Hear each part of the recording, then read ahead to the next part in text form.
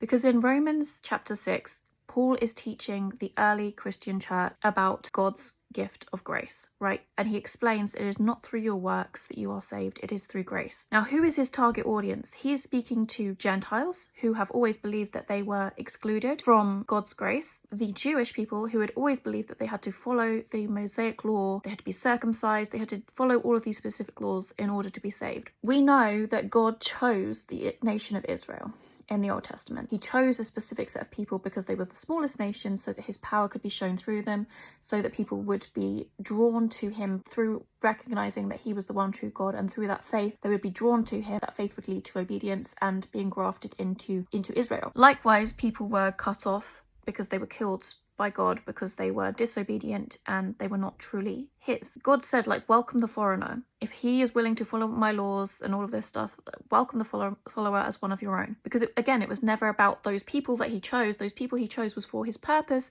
to then draw people to him by showing his power through a small people. So it was always about him trying to save the entire world all along. No one was supposed to be excluded. But these Jewish leaders became extremely religious and extremely focused on the laws, and even added to the laws as well, and got so focused on the laws and ignored the mercy and the grace of God. Understand that it is both the mercy of God, the grace of God through Jesus Christ, through what Jesus Christ did, which that is the only reason for our salvation. Again, Paul is explaining to these people who have always understood that it was an exclusive thing for the Jewish people only, Gentiles were excluded, which was never what God said throughout the Old Testament. That was not what God was saying. That was something that the humankind had twisted and misunderstood. So when Jesus came, he was saying that this is for the Gentiles as well. And people perceive this as like a new thing. This is a new thing that now the Gentiles are included. They were always supposed to be able to be included. But because of the twisting of Satan and humankind, they did not believe that they were included in this. It was just for the Jewish people. When